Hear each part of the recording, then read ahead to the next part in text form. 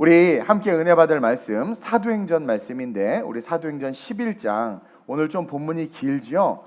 짧게 하려다가 하나님의 말씀이 가장 중요하니까 다 읽는 게 좋겠다 싶어서 우리 1절에서 18절까지 같이 한번 스토리를 잘 묵상하면서 같이 교독해 보겠습니다. 사도행전 11장 우리 1절에서 18절입니다.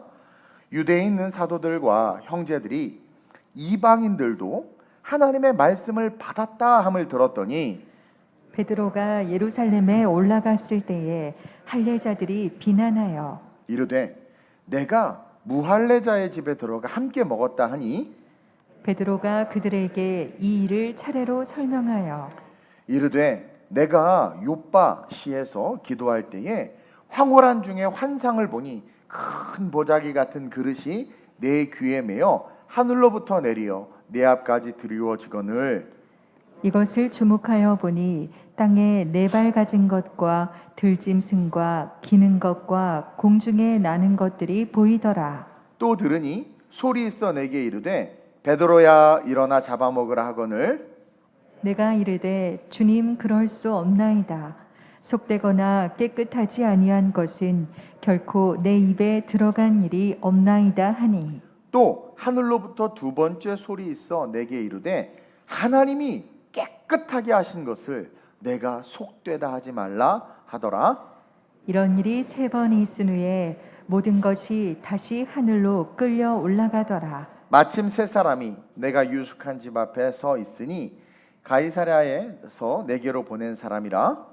성령이 내게 명하사 아무 의심 말고 함께 가라 하시매 이 여섯 형제도 나와 함께 가서 그 사람의 집에 들어가니 그가 우리에게 말하기를 천사가 내 집에 서서 말하되 내가 사람을 요바에 보내어 베드로라 하는 시몬을 청하라. 그가 너와 내 온 집이 구원받을 말씀을 내게 이르리라를 보았다 하거늘 내가 말을 시작할 때에 성령이 그들에게 임하시기를 처음 우리에게 하신 것과 같이 하는지라. 내가 주의 말씀에 요한은 물로 세례를 베풀었으나 너희는 성령으로 세례를 받으리라 하신 것이 생각났노라. 그런즉 하나님이 우리가 주 예수 그리스도를 믿을 때에 주신 것과 같은 선물을 그들에게도 주셨으니 내가 누구이기에 하나님을 능히 맡겠느냐 하더라. 함께 시작. 그들이 이 말을 듣고 잠잠하여 하나님께 영광을 돌려 이르되 그러면 하나님께서 이방인에게도 생명 얻는 회개를 주셨도다 하니라. 아멘. 오늘 이 본문을 가지고 편견을 깬 사랑으로 이라는 제목으로 은혜를 나누도록 그렇게 하겠습니다. 여러분, 오순절날 성령이 임함으로 유대 사회에 놀라운 변화들이 시작됐어요. 유대 사회는 어떤 사회였습니까? 전통이 지배하는 사회. 십계명은 온데간데 없이 잊혀지고 인간이 만들어낸 전통과 관습과 통칭 율법이라고 말하는 인간론에 의해서 지배되던 사회, 그 사회가 유대 사회입니다. 자민족 중심주의에 똘똘 뭉쳐서 우리는 하나님의 백성이야, 나 목사 아들이야, 나 장로 아들이야, 나 바리새파의 후손이야, 이런 어떤 혈통의 우수성, 민족의 우수성, 그래서 이방인 민족들을 이방인들보다 못 살고 힘도 없고 가난하면서도 이방 민족을 개처럼 여기고 그렇게 인생의 관습과 전통에 묶여 살던, 그 율법에 묶여 살던, 그게 엄청 무서워요 여러분. 그런 사회가 유대 사회입니다. 근데 오순절날 성령님 임함으로 말미암아 그 유대 사회에 놀라운 변화들이 시작됐어요. 무려 3년간 예수님의 저자직강, 말씀을 직강으로 배웠어. 이 제자들 3년간 가르침을 받았지만 삶에 그 말씀이 하나도 실제가 되지 못했던 제자들, 또 예수님의 말씀이 너무 좋아서 예수님을 졸졸 쫓아다녔지만 유대 전통과 율법을 버리지 못하고 한 발짝 뒤에서 예수님이 좋아서 쫓아다녔던 그 바리새인들, 그런 그들이 예수님의 부활 그리고 승천 후에 온전한 단 한 번의 순종, 예루살렘을 떠나지 말고 아버지께서 약속하신 것을 기다리라, 도망갔어도 벌써 도망갔어야 됐고 의심했어도 벌써 의심했어야 됐지만 이상하게 그 말씀을 듣고 120문도들은 도망가지도 의심하지도 않고 마가다락방 한 곳에 모여서 단 한 번 온전하게 순종했던 그 순종, 그러므로 말미암아 받은 그 성령, 그 성령으로 말미암아 유대 사회에, 유대의 놀라운 변화들이 시작됐다라는 거죠. 아까도 이야기했지만 제자들은 온전한, 단 한 번도 온전한 순종과 그 말씀을 삶에 실천하지 못했음에도 불구하고 예수님께서 3년간 누누이 얘기해 오던 그 능력이라는 것, 너희가 뱀을 집으면 무슨 독을 마셔도 해를 당하지 않고 병든 자에게 손을 얹은 즉 나으리라 하신 누누이 얘기해 오던 그 능력이라는 것이 어느 순간 자신의 입에서, 자신의 손에서, 자신의 몸에서 나오고 나가고 느껴짐을 경험한 거예요. 아마 엄청 놀랐을 거예요. 또 바리새인 중에 바리새인이었던 바리새인의 최고봉 이 바울 역시 한 발짝 뒤에서 예수님을 쫓아가는 수준이 아니라 그 예수님을 죽이려고 했던 정말 그 바리새인 중에 바리새인 그 바울이 어떻게 됐어요? 성령을 통해서 주님의 음성을 듣자 그 삶의 틀이 한순간에 다 깨지고 자신이 가졌던 모든 율법이라는 프레임이 산산조각이 나면서 어떻게 돼요? 마치 응애 갓 태어난 어린아이 같이 자기가 기세가 등등해서 잡아 죽이려고 했던 12사도들 앞에 가만히 저 무식한 어부들, 율법을 몰아라, 토라, 구약 말씀을 몰아라, 성경을 몰아라 무시했던 그들 앞에서 바울이 겸손히, 가말리알 문화생이요 당대 석학이었음에도 불구하고 성령 임하자 그가 추구했던 모든 가치가 박살난 거예요, 한순간. 그러면서 그 제자들 앞에서 겸손하게 그들의 말씀을 받고 있는 그 바울, 모든 것들을 다 버리고 오직 그 안에 말씀만을 중심으로 새롭게 생각이 정리되고 신앙이 정리되면서 주님께 쓰임 받는 그 놀라운 사도 바울이 됐다라는 거죠. 바울의 고백을 한번 볼까요? 빌립보서 3장 5절에서 9절입니다. 시작. 나는 8일 만에 할례를 받고 이스라엘 족속이요 베냐민 지파요 히브리인 중에 히브리인이요 율법으로는 바리새인이요. 여기서 8일 만에 할례를 받았던 건 철저하게 율법을 지켰을 뿐만 아니라 유대인들 중에 바리새인들 중에서 가장 골칫거리이자 가장 종교적 기득권을 가졌던 사람들이 할례파였어요. 할례파. 그러니까 바울은 할례파들도 건들 수 없고 또 자기는 이스라엘 족속이면서 베냐민 지파이면서 히브리인 중에 히브리인이요 율법으로는 바리새파라는 거야. 유대 정통과 왕의 계보를 통해서 자기는 온전한 바리새인이라는 거죠. 계속 한번 읽어볼까요? 시작. 열심으로는 교회를 박해하고 율법의 의로는 흠이 없는 자라. 믿음만 있는 자가 아니라 야고보 사도가 나중에 쓴 야고보서에 나온 것처럼 행함 있는 믿음을 가졌던 사람이에요. 옆 사람 보고 우리랑 다르다. 완전히 행함 있는 믿음을 가졌던 거예요. 근데 그 행함이 방향이 잘못됐죠? 교회를 박해하고, 그렇죠? 7절. 그러나 무엇이든지 내게 유익하던 것을 내가 그리스도를 위하여 다 해로 여길 뿐더러 한순간에 프레임이 깨졌어. 8절. 또한 모든 것을 해로 여김은 내 주 그리스도 예수를 아는 지식이 가장 고상하기 때문이라. 내가 그를 위하여 모든 것을 잃어버리고 배설물로 여김은 그리스도를 얻고 그 안에서 발견되려 함이니 내가 가진 의는 율법에서 난 것이 아니요 오직 그리스도를 믿음으로 말미암은 것이니 곧 믿음으로 하나님께로부터 난 의라. 세상에 예수를 잡아 죽이고 예수 믿는 자를 잡아 죽이던 그 바울이 한순간에 성령이 임하자 할례파요, 바리새파요, 히브리인 중에 히브리인이요, 그렇죠? 그렇게 율법에 완전하던 그가 그 모든 율법을 배설물처럼 여기고 그 안에서 하나님 안에서 발견되고자 하는 마음을 고백하고 있는 거예요. 한마디로 인간들이 만든 모든 율법과 프레임에 갇혀서 눈앞에 있는 예수를 예수로 보지 못했던 그 바울, 그러나 빛을 통해 음성을 듣고 빛으로 오신 분이 예수님이죠. 정오의 다메섹에서 큰 빛이 눈을 멀게 했다는 것은 예수 그리스도를 만난 거예요.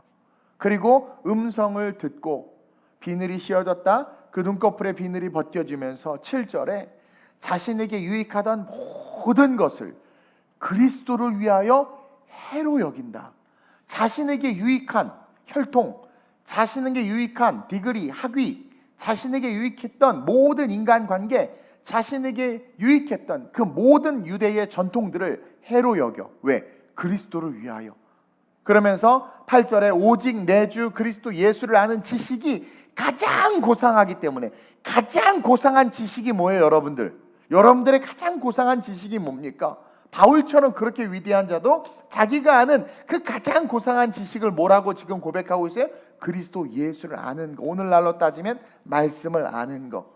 그것 때문에 나머지는 다 배설물로 여긴다. 여러분, 배설물이라는 표현을 썼다는 것은 진짜 예수님을 만나니까 아이고, 그동안 내가 추구했던 이념과 사상과 철학과 과학과 내 고집과 아집이 너무 부끄러운 거야, 하나님 앞에서. 그래서 배설물로 여겼다라는 거죠. 그리스도로 아는 것이 가장 중요하기 때문에 말씀에만 집중하며 그 말씀으로 자신의 모든 생각과 신앙과 삶을 새롭게 세웠다라는 거예요. 즉, 자신이 나중에 하나님 앞에 서게 될 텐데, 하나님 앞에 섰을 때 자기는 학벌로 혈통으로 하나님 앞에 드러나는 게 아니라 그리스도 안에서 발견되어지기를 원한다.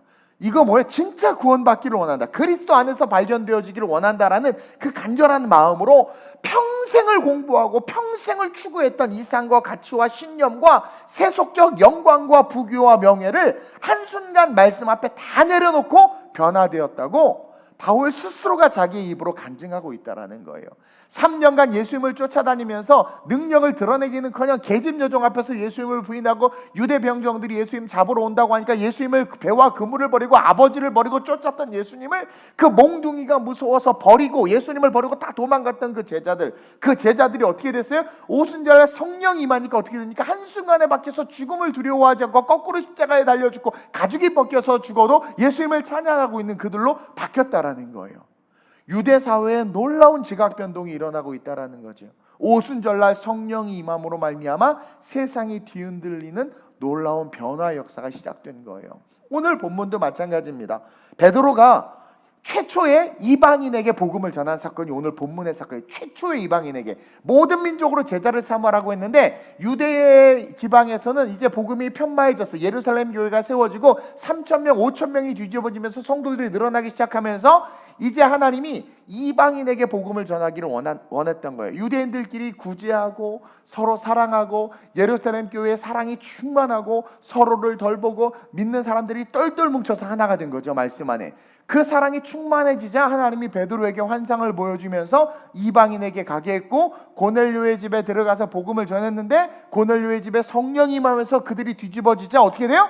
하나님의 놀라운 역사가 이방인들에게 흘러가는 사건이 오늘 본문의 사건이라는 거예요. 그래서 성령의 감동으로 고넬료의 집에, 이방인의 집에 들어가서 말씀을 전하고 그렇게 복음을 외치는데 그래서 그들이 뒤집어진 거예요. 그래서 그 사건이 베드로가 너무 놀래가지고 아니 이방인들에게 어떻게 성령이 임했지 우리에게 임한 것처럼 여러분 프레임이 깨지는 놀라운 사건이 일어난 거예요. 그래가지고 빨리 예루살렘 교회 가서 보고해야지 하고 있는데 벌써 누가 인스타에 올렸어. 그래가지고 벌써 알고 있었던 거예요. 거기서 깜짝 놀란, 너무 놀라운 소문이니까 발 없는 말이 천리길을 간다고 먼저 그 전달돼 있던 거예요.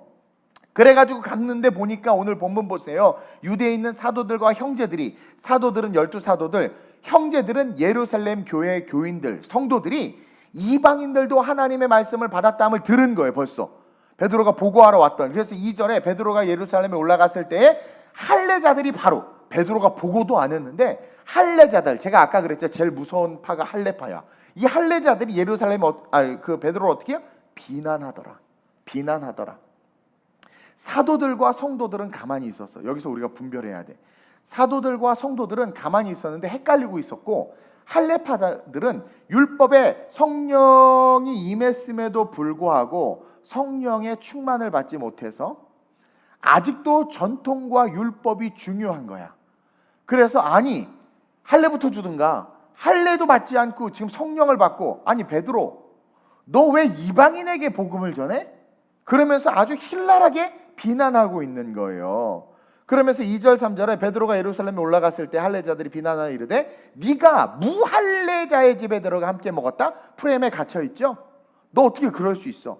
성령과 하나님의 말씀을 전혀 깨닫지 못하고 단지 베드로가 이방인의 집에 가서 밥 먹은 거 하나 때문에 지금 욕하고 있는 거예요. 오늘날 이런 일들이 너무나 많죠. 그러자 베드로가 그들을 진정시키면서 그간의 스토리를 이야기합니다.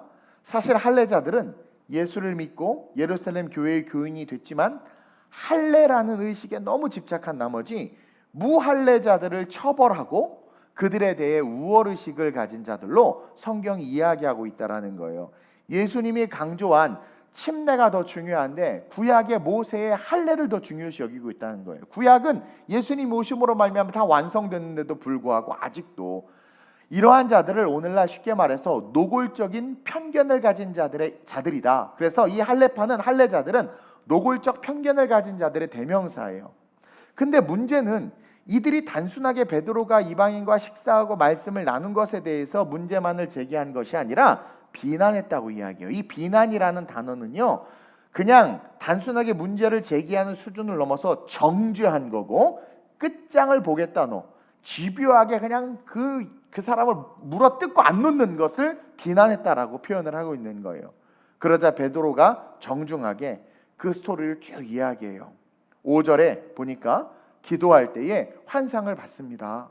하늘에서 보자기가 내려오는데 보니까 땅에 네 발 가진 것들과 들짐승과 기는 것과 공중에 나는 것들이 있는 거예요. 근데 하나님 그것을 잡아먹으라고 저한테 말하는 거죠. 그래서 저도 깜짝 놀랐어요. 그래서 아니 못 먹습니다 그랬다고. 근데 그것을 3번이나 그랬다라는 거예요. 베드로는요, 성령의 충만함으로 말미암아 또 유대인이었기 때문에 구약의 말씀을 특별히 민수기나 신명기, 레위기는요 유대인들이 달달달달 외웠단 말이에요.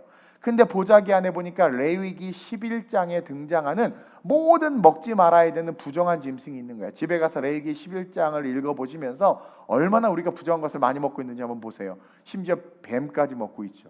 어쨌든 그러니까 레위기 말씀을 너무 잘하니까 안 먹습니다, 못 먹습니다 그러는 거예요.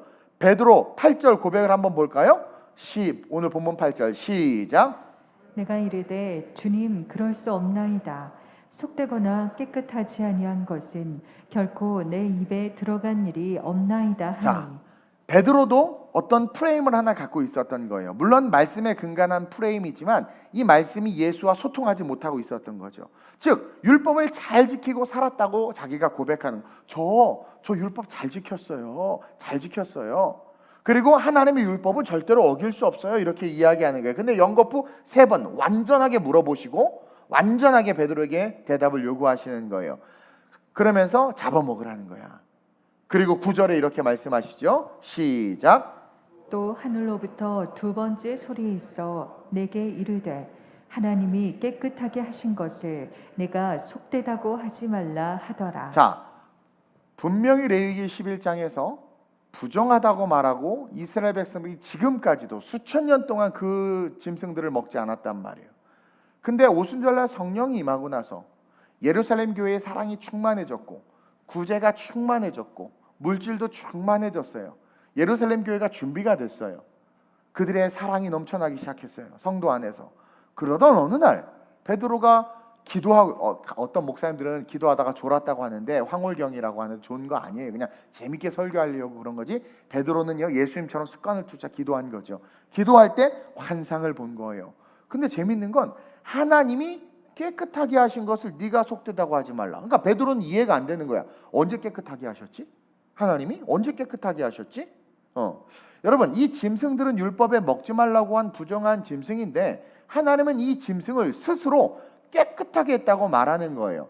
즉 당시의 상황으로 보면 이방인들에 대해서 하나님이 그들을 깨끗하게 했다라는 것의 의미를 비유로 이야기해 주는 거예요. 그러면서 가서 복음을 전하라는 것이 깔려 있는데 그것을 구약에 금지한 율법으로 이야기하는 거예요. 그러면 우리는 생각해 봐요. 언제 이 부정한 짐승들이 깨끗하게 되었을까? 도대체 하나님은 언제 이 이방인들을 깨끗하다 여기며 당신의 백성으로 받아들이려고 했을까? 고민해 봐야 되겠죠. 언제부터일까요? 태초부터? 아니에요. 하나님께서 예수를 찢어 죽여야 되겠다 결단한 그 결단과 함께 십자가 사건이 완성되면서부터 이제 누구든지 예수를 믿으면 깨끗하게 되는 거죠. 물론 이스라엘 백성들이 출애굽할 때도 이스라엘 백성들만 출애굽한 게 아니라 거기에 온갖 잡족이 같이 있었어요. 즉 좌우인방과 문설주의 어린 양의 피가 발라져 있을 때 그 어린 양의 피가 발라져 있는 집안에 유대인, 이스라엘 백성이 아니라 아프리카, 에티오피아 사람 아니면 애굽 사람이지만 유대인하고 친해서 마침 저녁 먹으러 갔다가 그 집에 있었던 사람은 다 살았어. 다 살았어요. 자, 예수의 십자가의 보혈 안에 있는 자는 다 살아. 그러나 그것은 아직은 유효하지 않고 율법을 지켜야만 주님 앞에 나올 수 있게 불완전했는데 심지어 선민들조차도 신앙생활을 제대로 못하고 있는 그 상황에서 하나님께서 예수님을 찢어 죽이신 거예요. 그러면 이제는 뭐예요? 하나님께서 완전한 구원의 문을 여셨다라는 거죠. 그러면서 그 예수를 믿으면 이제 누구든지 깨끗하게 될 수 있는데 이제 그 깨끗하게 될 수 있는 그 은혜를 나가서 전해야 된다라는 거예요. 그래서 유대인들에게 가서 복음을 전하라고 하는데 유대인들이요 안 전하는 거예요. 오늘 이 할레파들도 마찬가지로 은혜와 복음을 깨달았음에도 불구하고 이 편견에 사로잡혀서 그들에게 복음을 전할 수 없는 거예요. 자민족 중심주의와 유대 우월주의, 이방인에 대한 배타성 등이 절대로 유대인들이 십자가로 그들을 이끌 수가 없어. 자민족 중심주의, 이방 민족에 대한 배타주의, 그 다음에 어떤 자기네들의 우월의식이 열려진 십자가의 길이지만 스님 오세요, 힌두교 오세요, 원수 오세요를 못하는 거예요. 잘 안 되는 거야. 그래서 사도들과 형제들도 베드로의 이야기를 듣고 가만히 있었던 거야.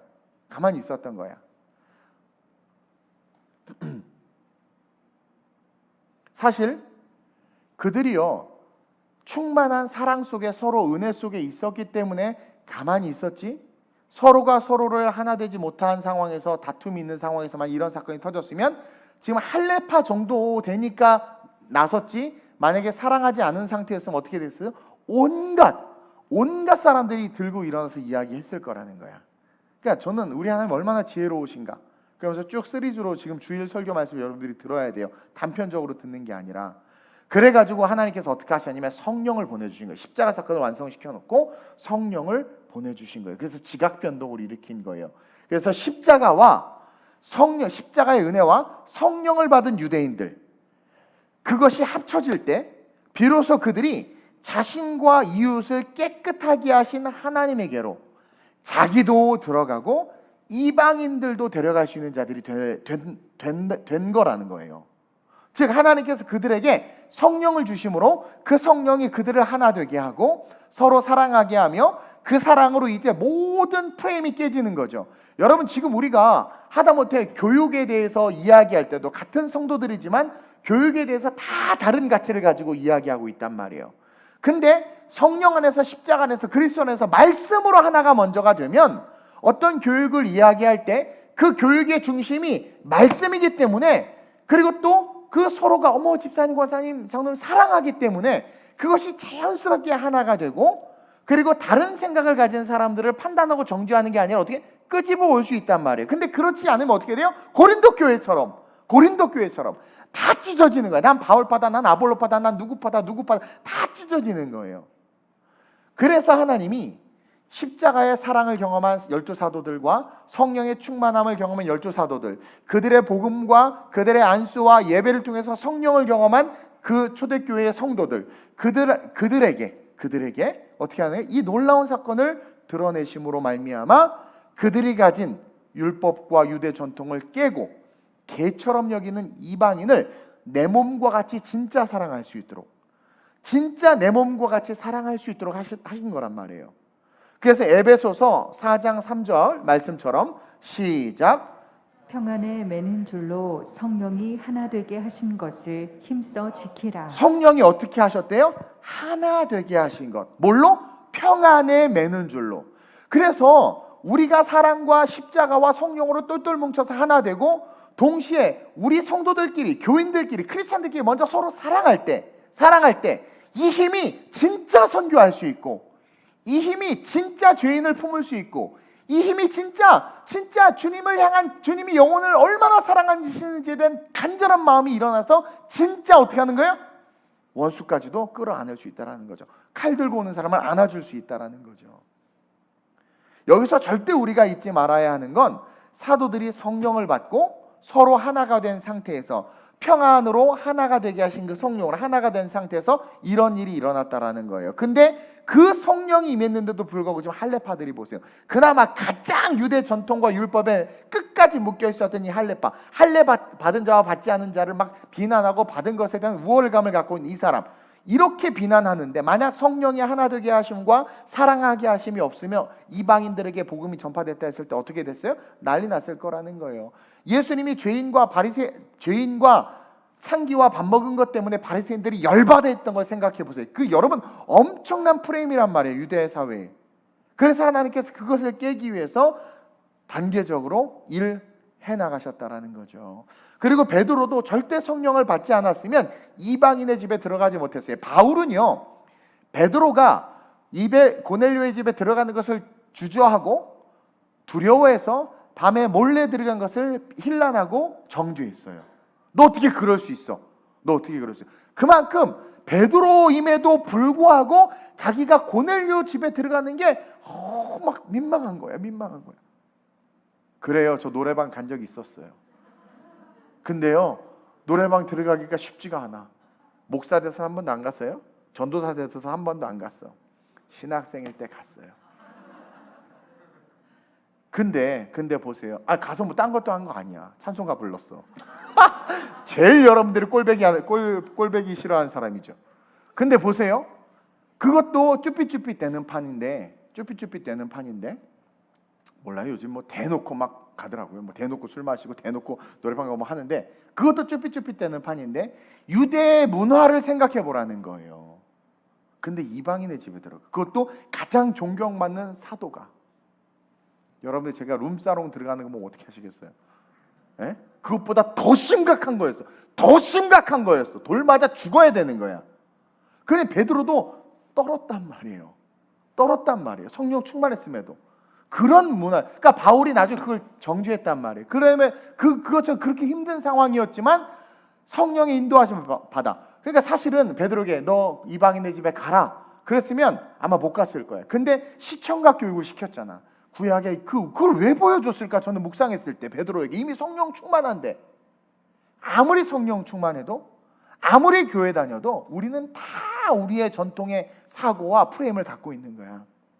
어디서든 배웠는지 모르겠지만 예전에 지방에 내려가서 어디 그 수련회 강사로 가서 강의하는데, 성령론 강의하는데 아이들이 진화론에 대해서 너무나 잘 배운 거예요.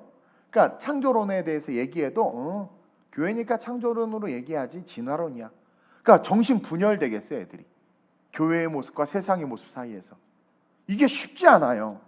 그러니까 베드로도 있었던, 그러니까 친히 레위기 11장에 금지한 것들을 보여주고 3번이나 내가 깨끗게 했다. 그 내가 깨끗게 했다라는 게 뭐예요? 이제 모든 차별과 그런 것이 없어지고 십자가와 성령, 십자가만 있어도 안 돼요. 그 프레임 때문에 못 데리고 들어가. 기분 나빠서 안 데리고 들어가. 나만 구원받아야지 왜 얘가 구원받아? 나만 축복받아야지 왜 얘도 축복받아? 그리고 얘는 좀 축복받을 만한 사람이고 얘 정도는 교회 와도 돼. 근데 얘 그때 배신하고, 얘 그때 뒤통수 치고, 얘 그때 다단계하고, 얘 그때 사기쳤는데, 얘 그때 코로나 걸렸던 앤데, 주홍글씨가 찍혀서 데리고 해서 절대 못 데리고 와요. 그러니까 십자가를 열어놔도 안 될 걸 아셨어. 그래서 성령을 주시고 성령으로 먼저 예루살렘 교회를 충만하게 부흥시켜서 그들로 하여금 일을 하게 하셨는데도 불구하고 할례파들이 이렇게 얘기하는 거 봐봐요. 예루살렘 교회 중심에서 했던 할례파들이. 그만큼 유대 사회가 무서운 사회였다라는 거죠. 근데 성령의 하나 되게 하심이 그를 움직였고, 그래서 좀 부끄럽긴 했지만 몰래 들어가서 복음을 전했던 거예요. 복음을 외치자 어떤 일이 일어나요?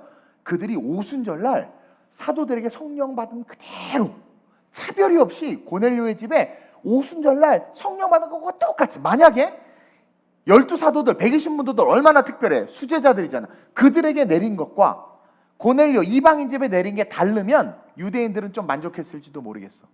근데요, 똑같이 보세요. 11장 여러분들 보세요. 16절 15절 보세요. 내가 말을 시작할 때에 성령이 그들에게 임하시기를 시작. 처음 우리에게 하신 것과 같이 하는지라. 차별이 없는 거야. 오순절날 성령 임하자 불의 혀와 같이 갈라진 것들이 각 사람 머리 위에 임하여 있더니 그들이 성령의 충만함을 받았대. 고넬료 집안에서도 똑같이 일어난 거야. 차별이 없는. 유대인들은 쟤네들은 지옥의 불쏘시개고 쟤네들은 죽어야 되는 자들인데 어떻게 쟤네들에게 우리랑 똑같이 어떻게 동급으로 이렇게 이런 일들이 일어나지?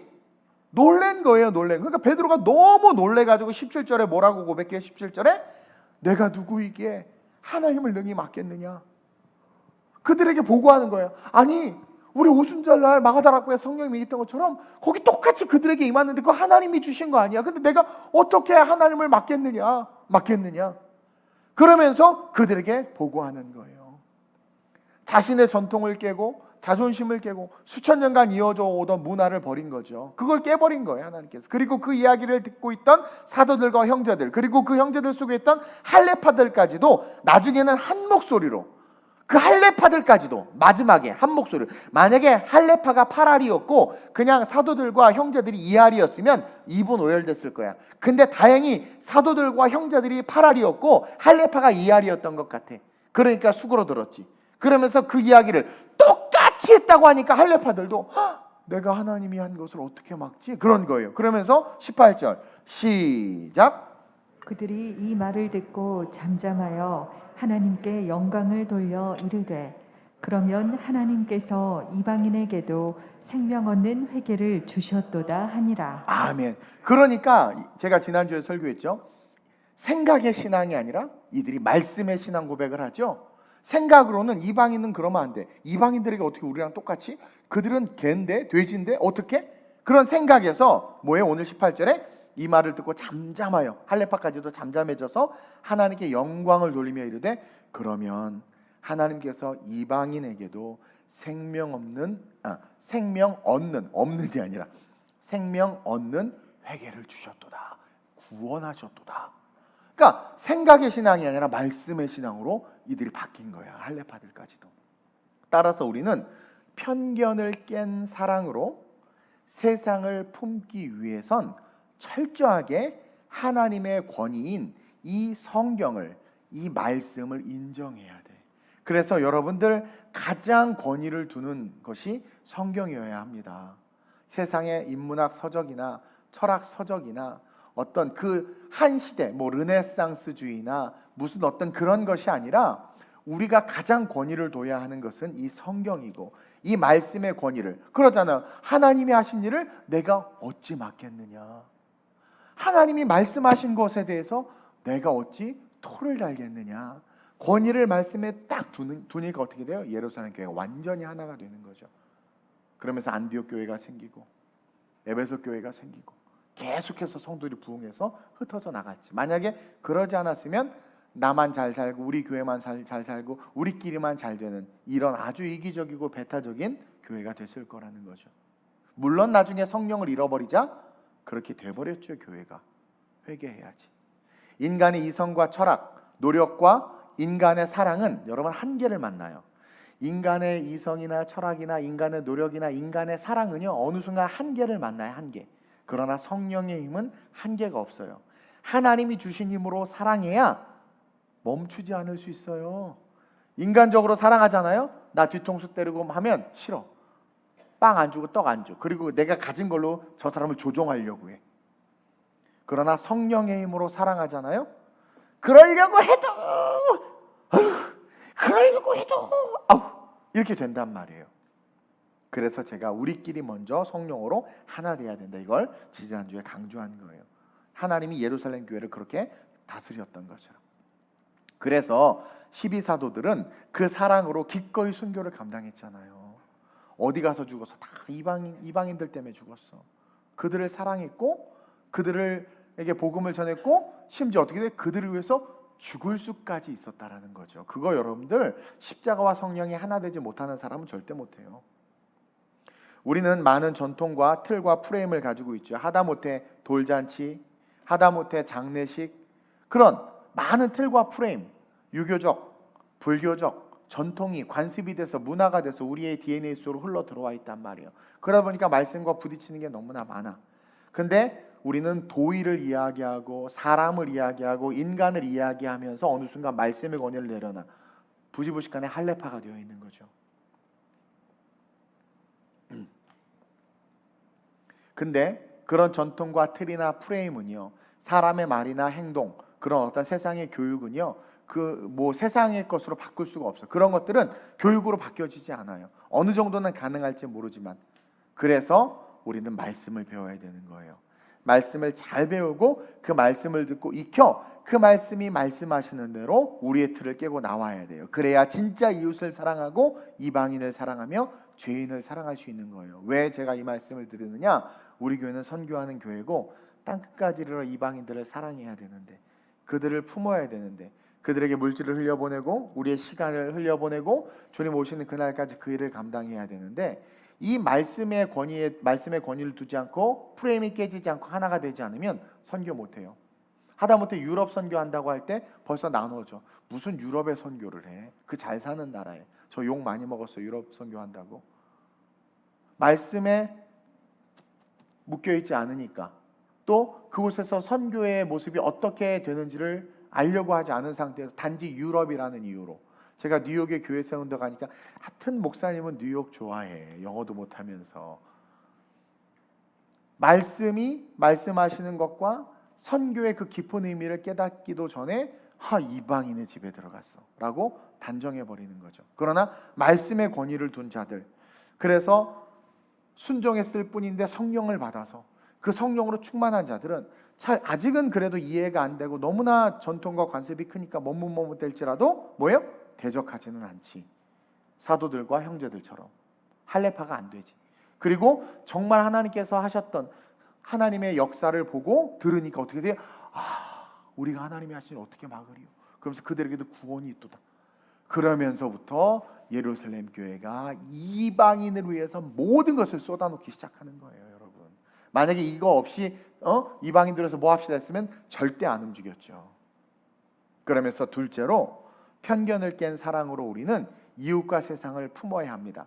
성경과 말씀의 권위를 둬야만 편견이 깨지고, 성경과 말씀의 권위를 둬야만 진짜 끝까지 사랑할 수 있는 힘이 생기며 그 사랑으로 우리는 이웃과 세상을 품어야 돼요. 여러분, 베드로는요 오직 말씀에 집중함으로 유대 전통과 율법과 관습과 프레임을 깰 수 있었어요. 오직 말씀에 집중함으로, 그리고 그것이 깨지자 기꺼이 이방인의 집에 들어갈 수 있는 용기가 생기고, 또 이방인들에게 담대하게 복음을 증거할 수 있는 축복을 누렸다라는 거예요. 저는 이 축복을 여러분들이 누리기를 주님의 이름으로 축원드립니다. 담대하게 이방인들에게 말씀을 통해 우리의 틀이 깨지지 않으면 진정한 이웃사랑과 열방을 향한 선교할 수 없어요. 방금도 읽었지만 할례파들이 예루살렘 교회 담임 목사를 비난한 거예요. 지금 복음이 전파되고 고넬료 가정이 예수 믿게 되었는데도, 성령이 임했는데도 비난하고 있다라는 거죠. 말씀의 틀이 없으니까, 말씀에 따라하는 일을 비난한 거야. 말씀의 틀이 없으니까 말씀 쫓아가는 게 비난받는 게 오늘 이 시대 아니에요? 그리고 교회 안에 모든 성도님들이 성령으로 충만하지 않고 성령으로 서로 사랑하지 않으면 담임 목회자가 아무리 말씀에 맞게 선교하자고 하고 사역하자고 해도 비난받게 되어 있어요. 그래서 말씀으로 하나 되는 게 너무 중요하다라는 거죠. 왜냐하면 저도 제 생각과 철학으로 추구하면 인간의 목회가 돼버리는 거죠. 말씀이 말씀하신 대로 가려고 노력하고 끊임없이 말씀이 이끄는 대로 걸어가려고 하는 거죠. 근데 모든 성도가 그럴 때 어떻게 되겠어요? 주님이 오셨을 때 착하고 충성된 종아. 두 아들에게 아버지가 너 가서 포도원에 가서 일해라 했더니 큰아들 네 하고 안 갔어. 둘째 가라 했더니 네 아니야 싫어요 안 가요 해놓고는 아이 하고 갔어. 누가 천국에서 큰 자예요? 누가 순종한 자고 누가 하나님의 자녀예요? 아니라고 했지만 아버지가 하신 말씀의 권위에 순종해서 돌이킨 자들, 아버지의 권위를 생각한 거예요. 처음부터 대답 네 했는데 에이씨 아버지의 권위를 무시해버린 거죠. 왜? 내 생각이 더 중요해버린 거예요. 그래서 교회가 자꾸 세속화되고 세상으로 흘러가는 거예요. 그리고 서로 선생들 되려고 하고 있는 거죠. 말세에 나타나는, 마태복음 24장에 나타나는 모습들이잖아요. 예수님도 보세요. 말씀에 맞게 죄인들과 창기들과 식사했어요. 말씀에 맞게 식사하신 거예요, 예수님이. 예. 근데 말씀으로 율법의 프레임이 깨지지 않은 바리새인들에게는 그 말씀대로 하셨던 그 일이 비난받는 일이 됐잖아요. 주님은 열방을 사랑하시고 열방의 영혼들을 구원하기를 원하신단 말이에요. 제가 전에 또 필리핀 아이들 양육한다고 하니까 또 어떤 분들이 아니 우리 애들이나 가난한 애들 공부시키라고. 일리 있는 말이죠. 일리 있는 말일 수 있고, 그렇죠? 그러나 성경은 야 온전히 그럼 니네부터 다 하고 이렇게 하라 하지 않아요. 성령이 이끄시는 대로 가는 거예요. 가는 거예요. 저는요 솔직히 말하면은요 인도 사람 싫어요. 힌두교도들 싫고, 그리고 전에 그 두바이 가서 기도하다가 난 무슬림들이 너무 무섭더라. 공항에서부터 무서워. 걔네 왜 이렇게 키가 커? 아유 무서워요. 어떻게 흰 옷 입고 아주 그냥 무서워. 그리고 그냥 옛날에 그냥 제 옛날의 개인적인 프레임이죠. 그냥 마귀의 자식이다. 내가 그렇게 단정 지어버렸어요. 그래서 그들에게 복음을 전해야 된다는 생각조차 못하고 중동 사람들 뭐 전도하는 거, 그리고 또 특별히 이렇게 무당들, 그다음에 성남에 보면 깃발집 많거든요. 이런데 아유 이웃이나 전도해. 저런 사람들이 뭘 전도해? 귀신 섬기고 있는데 이런 어떤 게 있단 말이에요. 근데 말씀을 받고 성령의 충만함이 임하니까 오히려 긍휼해지고, 베드로가 고넬료의 집에 들어가려는 용기가 살짝 없었던 것처럼 저도 살짝 용기는 없지만 알아요. 그들에게도 복음을 전해야 되고 그들 예수를 전해야 되고, 내가 때로는 얼마 전에 제가 불의한 일을 당했어요. 선을 베풀었다가 불의한 일을 당했어요. 바깥에서. 그럼에도 불구하고 화가 나지만 그래도 선을 베풀어야 되는 흔들리지 않는 기준이 딱 세워져 있는 거예요. 왜? 말씀과 성령으로, 그리고 나를 사랑해준 우리 성도들, 내가 사랑하는 성도들을 위해서라도 그렇게 해야 되는 게 나를 지탱해주고 지지해주는 거죠. 만약 그러지 않았으면 모른 척 했을 거야. 목사 아닌 척하고 막 그랬을 거라는 거죠.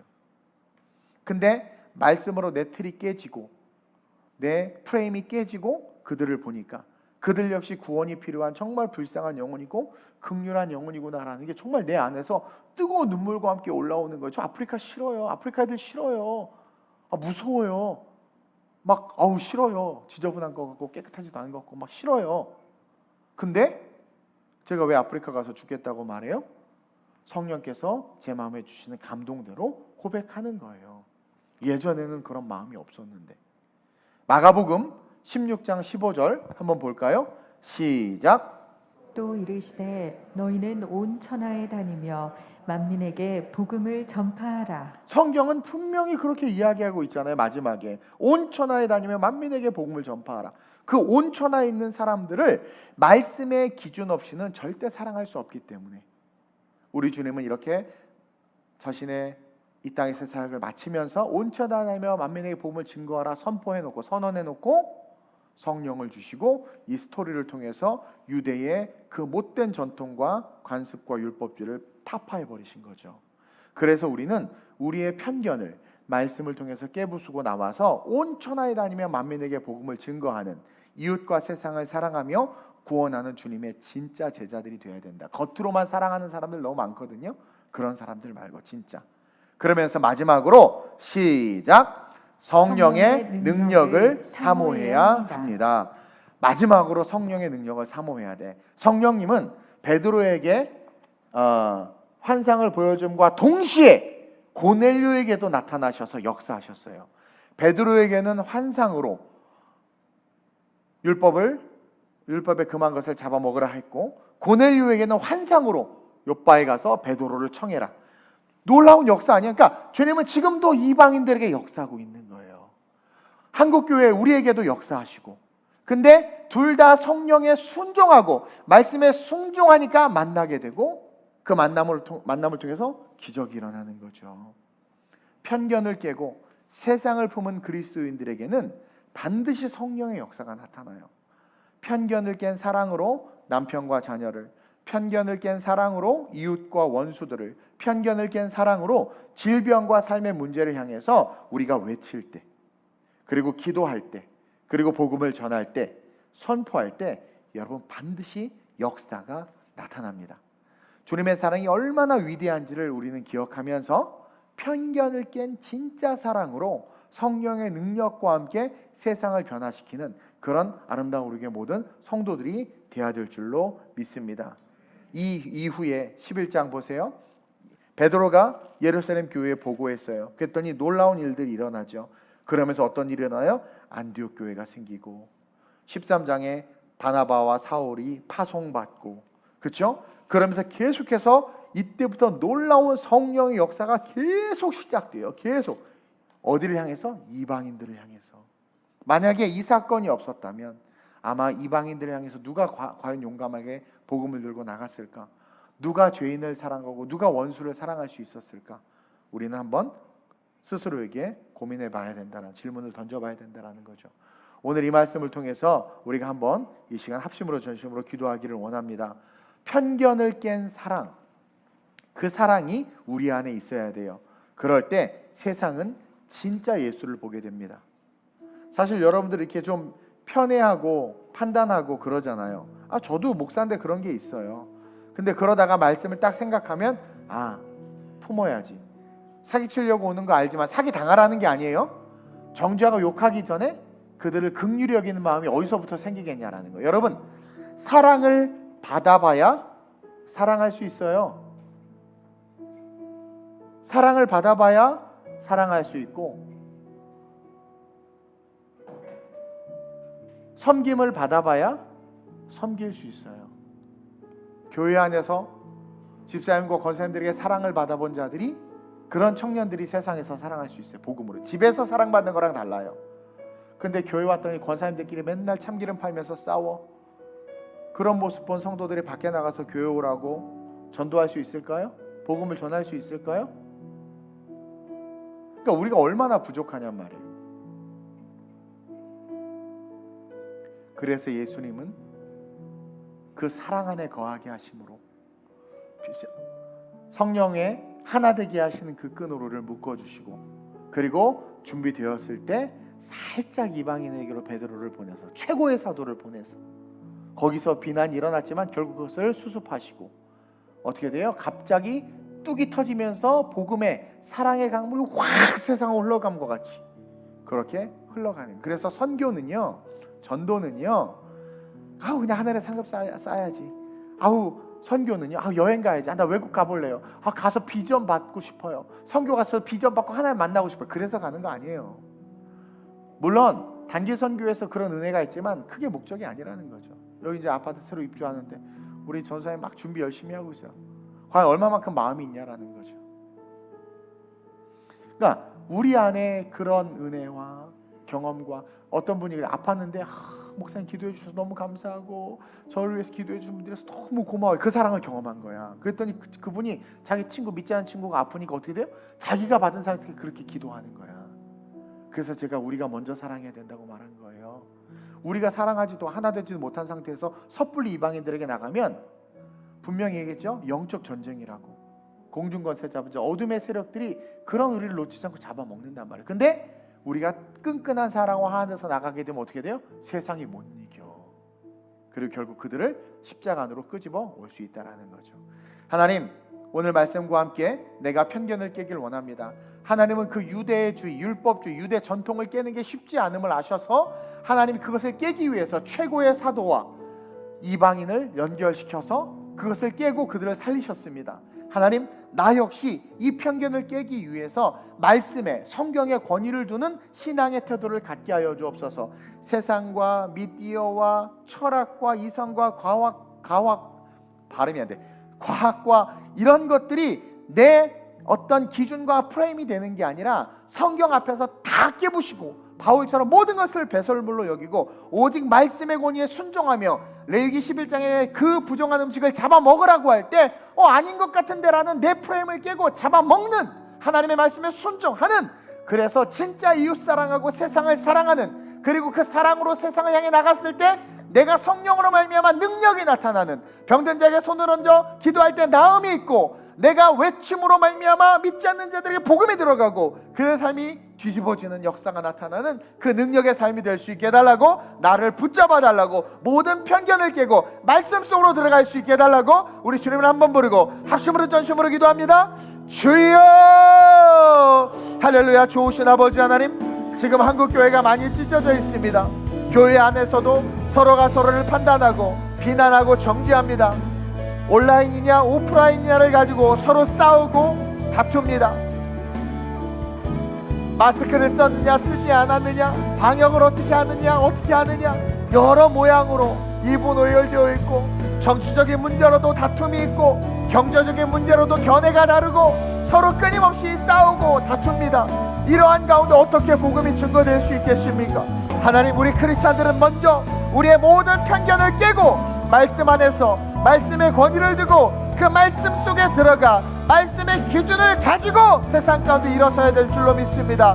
그 말씀의 기준으로 일어날 때, 말씀의 권위를 두고 걸어갈 때 우리의 모든 편견이 깨어지며 진정 주님이 이방인들을 온 천하에 다니며 만민에게 복음을 증거하라 말씀하신 것 같이 영혼 구원을 얼마나 중요시 여기는지를 알게 되고, 그러므로 말미암아 우리는 우리의 삶의 자리에서 믿는 자들이 힘을 합쳐 전도하고, 믿는 자들이 힘을 합쳐 선교하고, 믿는 자들이 힘을 합쳐 물질을 흘려보낼 수 있는 것임을 봅니다. 주여, 이 고넬료 사건을 통해서 놀라운 역사들과 놀라운 교회 개척의 능력들이 나타남을 봅니다. 아름다운 우리 교회, 오늘의 말씀을 붙잡고 우리 교회 성도들 성령의 평안에 맺는 줄로 하나가 되어 서로 사랑하게 하시고, 그 충만한 사랑을 받고 그 사랑 안에서 하나님 우리가 정말 구원해야 되고 우리가 건져야 될 이방인들을 향해서 담대하게 나가 복음을 외칠 수 있는 생각의 신앙이 아니라 말씀의 신앙을 가지고 세상 속에 들어가 진정한 빛과 소금이 되는 자들 될 수 있도록 주님 역사에 주옵소서.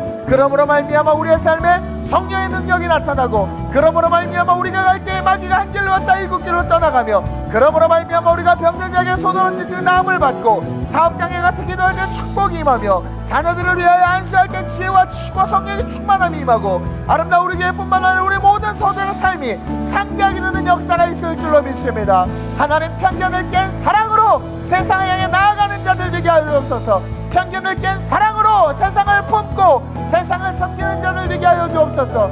편견을 깬 사랑으로 말씀대로 삶을 살아가며 세상의 구원의 거룩한 메시지를 외치는 존귀한 자들 되게 하여 주옵소서. 우리의 기준은 예수 그리스도, 우리의 기준은 하나님께 주신 말씀이며 우리의 기준은 성령의 인도하심임을 믿사오니, 그와 같은 삶을 살아가는 아름다운 우리 모든 성도들 되게 하여 주옵소서. 하나님, 마지막 때가 말세가 가까이 올수록 마귀는 우는 사자와 같이 삼킬 자를 찾고 있고, 마지막이 가까이 올수록 사람들은 자기 귀에 좋은 선생 두기를 기뻐하며, 마지막이 가까이 올수록 물질에 미치고 세상에 빠지고 넓고 큰 길로 달려가려 하고, 미련한 다섯 처녀처럼 성령에 대해서 무감각해지며 기름을 준비해야 된다라는 그런 생각을 잊어버리고 육신이 편한 대로 그냥 잠자기를 우선순위에 두는 그러한 모습으로 세상이 바뀝니다. 주님이 오셨을 때 바뀌어버리어져 이를 갈미 있을 거라고 했는데, 하나님, 우리가 마지막 때가 가까이 옴을 볼수록 우리는 오늘 이 말씀과 함께 정말 우리가 가진 모든 편견을 깨고 말씀 속으로 들어가 성령과 함께 하나가 되어 성도들이 사랑하며 교회가 정말 그리스도의 사랑이 넘치는 곳이 되도록 아름답게 교회를 디자인하고 세워가며, 그 가운데 이제 그 사랑을 통해서 세상 가운데 나아가 이웃과 열방을 품는 온 천하에 다니며 만민에게 복음을 전하라 하셨는데, 그 준비가 되어 그 복음을 전하는 자들로 우리 교회 우리 성도들 일어나게 하여 주시옵소서. 하나님, 성령으로 사랑해야 다함이 없고, 성령으로 봉사해야 다함이 없고, 성령으로 헌신해야 다함이 없습니다. 생각으로 사랑하고 조건에 맞아서 헌신하고 시간이 되니까 봉사하면 내 상황, 내 컨디션 바뀌면 내려놓을 수밖에 없습니다. 선교비도 내 사정 어려워지면 끊어버립니다.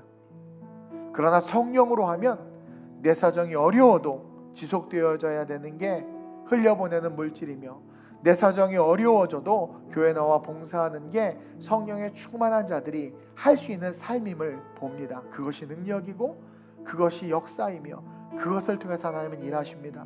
아름다운 우리의 모든 성도들, 세상의 모든 틀을 깨신 예수님, 모든 유대의 전통과 율법을 깨신 그 예수님, 오직 말씀으로 그것을 깨신 그 예수님을 바라보며 우리 역시 말씀에 최고의 권위를 두고 그 말씀으로 우리의 모든 틀들을 깨며 오직 말씀이 말씀하시는 대로만 살아가 마지막 이 시대에 하나님께 쓰임받는 거룩한 용사들로 우리 교회 성도들 세워주옵소서. 우리 교회 큰 부흥을 주시겠다고 종에게 말씀해 주셨습니다.